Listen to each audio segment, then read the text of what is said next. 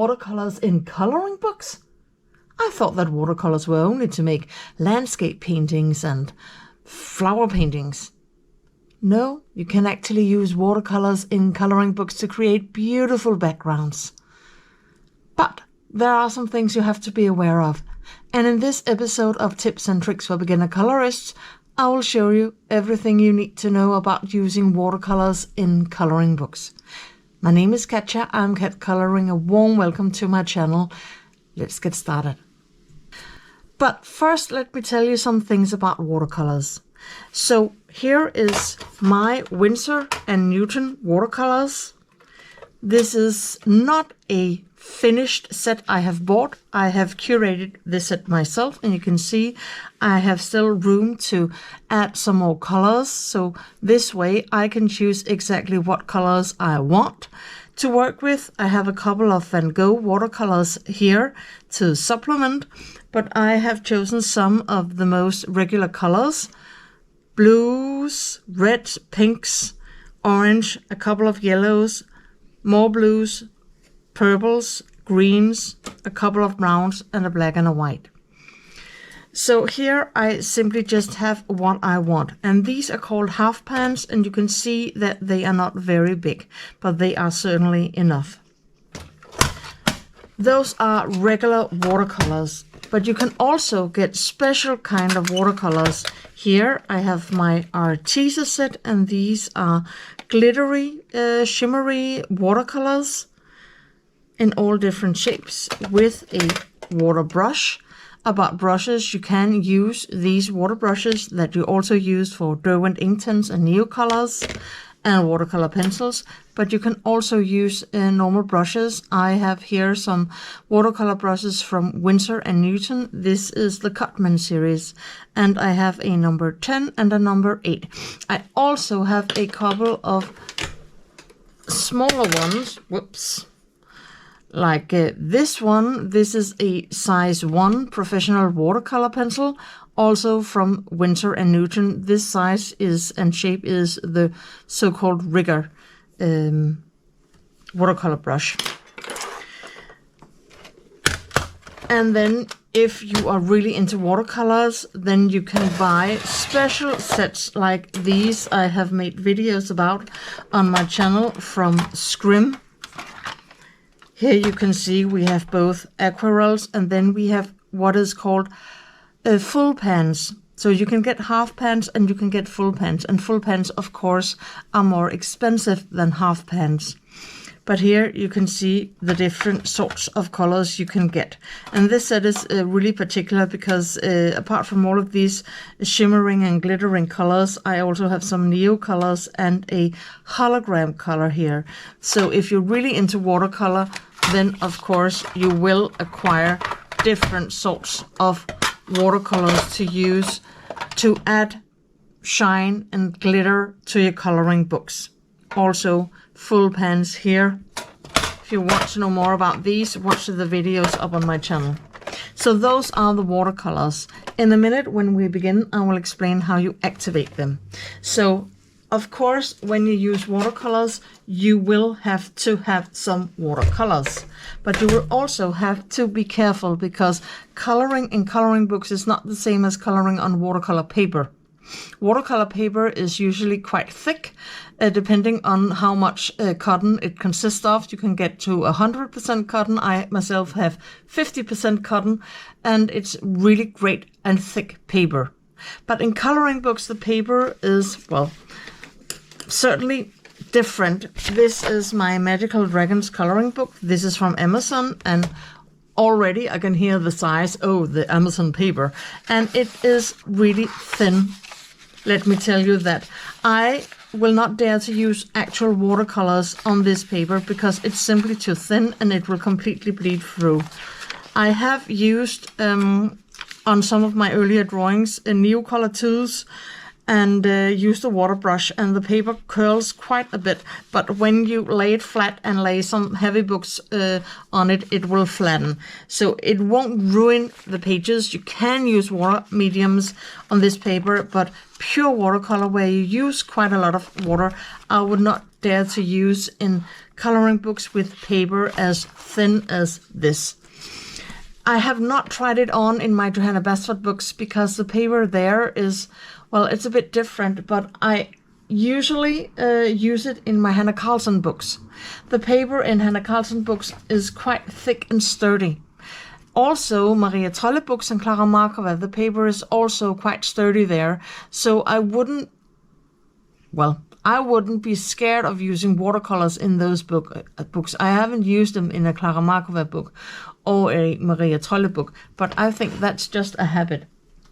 But I have used watercolors regularly in Hanna Karlzon books, both Seasons and Magical Dawn, which are the two books that I primarily color in at the moment. So when you have chosen your book with a sturdy, kind of thick paper, and as I said, Hanna Karlzon books are really great, then you will have to prep your page. So as you can see, I have prepped my page.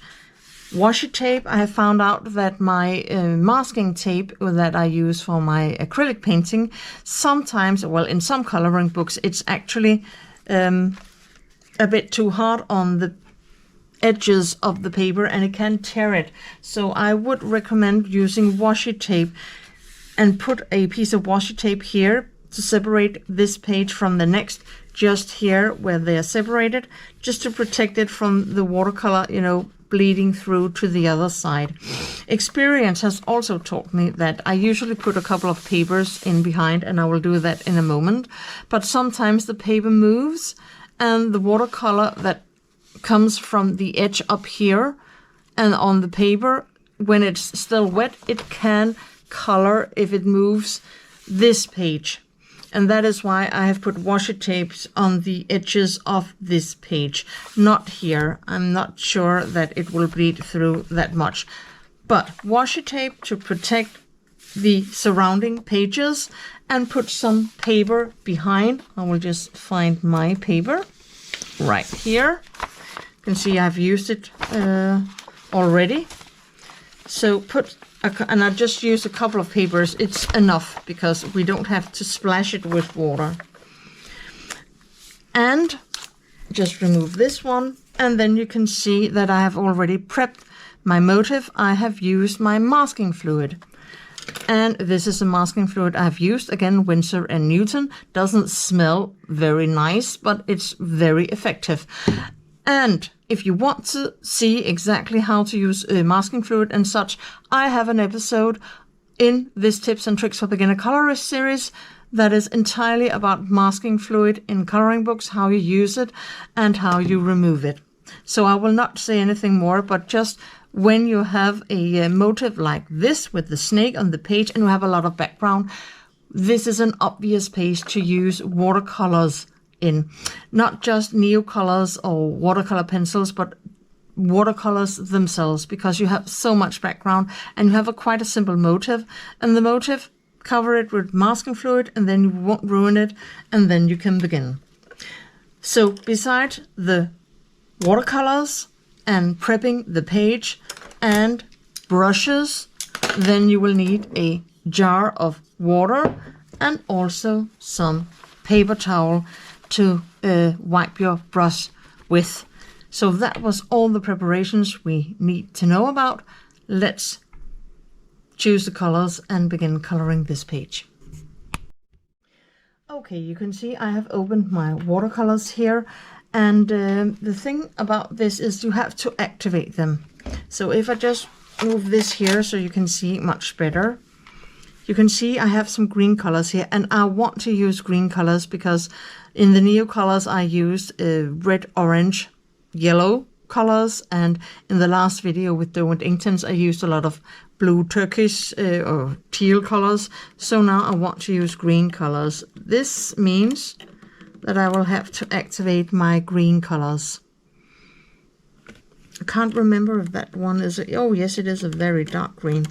So you have a little spray bottle here with water, and you just spray a couple of drops on each of these half pans of colors, and then you wait for the surface to get moist, and then you can draw color from these. You will also have, because this is watercolor, this means you have to dilute them.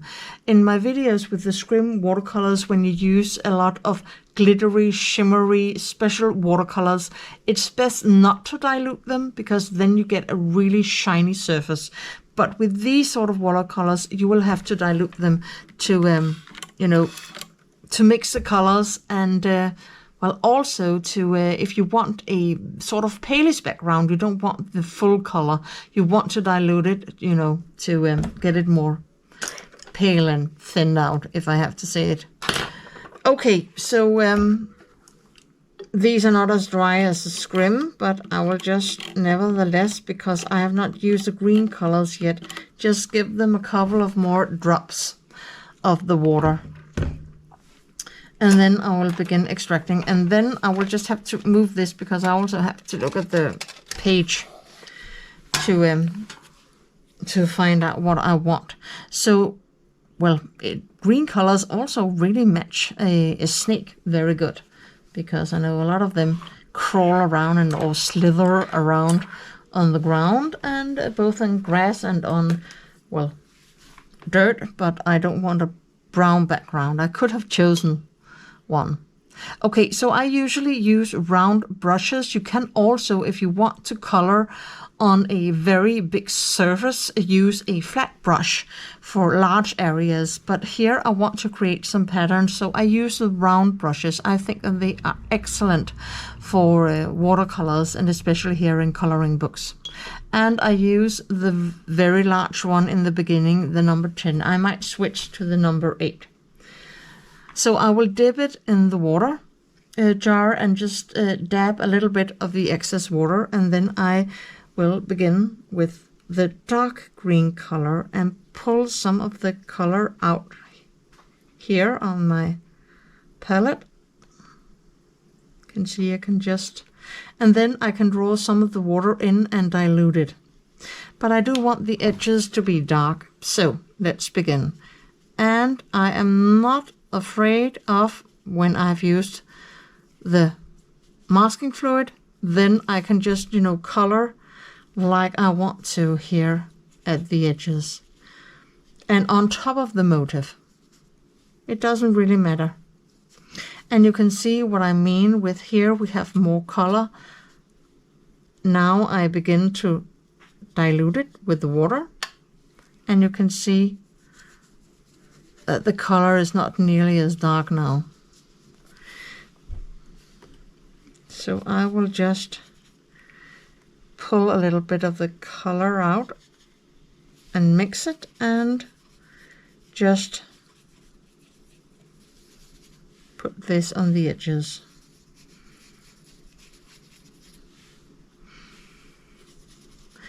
So you can do this just any way you like, and I mean, watercolor is easy when you begin with it, and it's fun. And I think that the most important factor in this is that you are supposed to have fun when you use watercolors. So this is here where I have to be careful. You can see now what I said. I have some of the color even wet here on the page. I will have to be careful that this doesn't move into the page behind this one. Okay, so that was the dark color. I think I will just mix a little bit more here. And of course, this is because a lot of watercolor is wet on wet, and then you wet the surface and then you put watercolors on it. But you have to be careful with doing this in coloring books, because the paper here is not watercolor paper, and there is a limit as for how much water the paper can take. So I will just take another color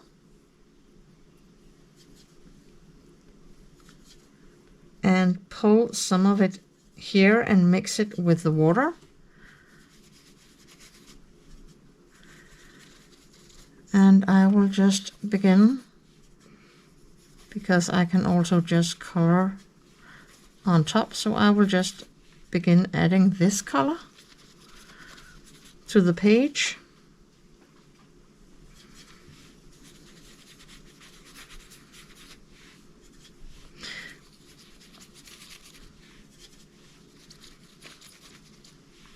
And you can see how the masking fluid really protects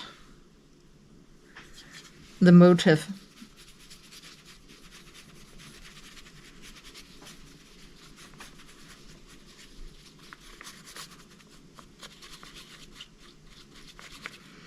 Okay, so now we have a base layer of a darker edge and a lighter middle. Then I would like I will just pull some water here, and I will begin pulling the next color. Oh, this is a bright green.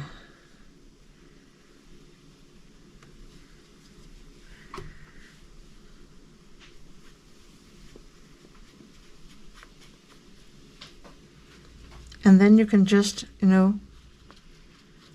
take some of this color, and you can see now I do have some water. I can see the paper has soaked the first layer of water in, and it's almost dry here, but now I add more color, and I just mix and blend. If you have a real watercolor paper, you can add so much water, and you can just, take it up and let it sort of run down the page and create patterns this way. Because this is a watercolor book, I have to be a bit more careful. But I will just pull some of the last color here.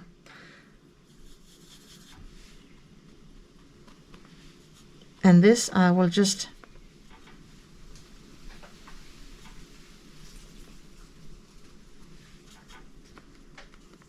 dab where I want it.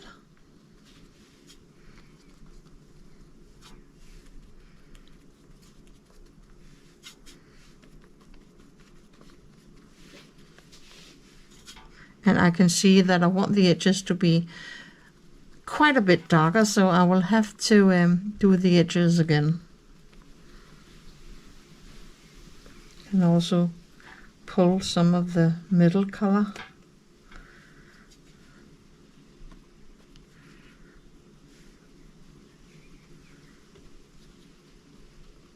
Of course, if you wanted to make contrasts, then you could use different colors, like Nikosimi coloring. If you've seen any of her videos, she uses a lot of contrasting colors. So she uses yellow and purple and black. So when it's done with the yellow and purple or the light colors, then she uses a lot of dark colors to create contrast. And that is why her colorings are so striking and powerful. You can see the paper really beginning to be wet, so I will just have to be careful now. So I will just dab my brush. I will have a little bit more of that lighter color. Just have to get more on the, and here also a bit more here.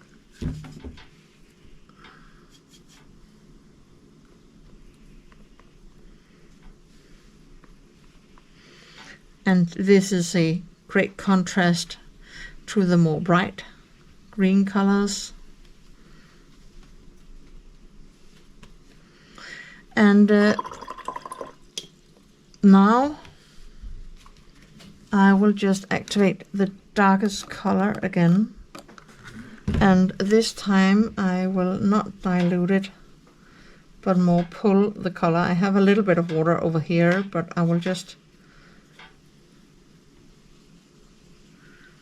add some more of this dark, and you can see it sort of mixes with the others because the page is so wet now. I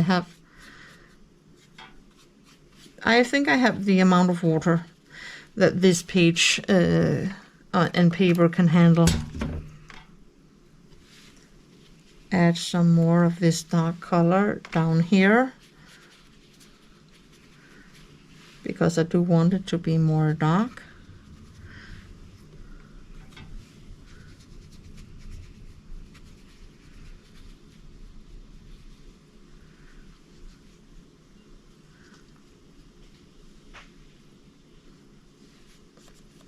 And you can see where it's light, this is where it's beginning to dry. And now we can also see just a little bit more of some of the other colors. That we have created some different sort of patterns here. You can also, you know, sometimes you can use white acrylic paint on a fan brush and then dab it and then create a lot of white patterns and then color it. But again, I don't want to overdo the paper here because I know that if I use too much, I know that some of it will bleed through.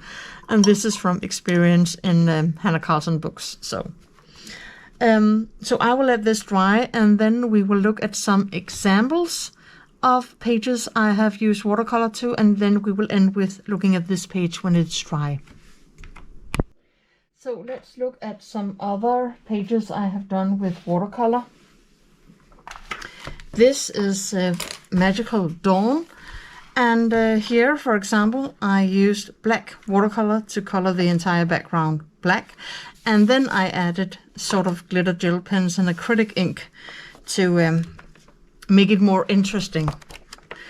And here, this page also done with watercolors, and here you can see what I mean. When you don't protect the page behind, then you can see the edges.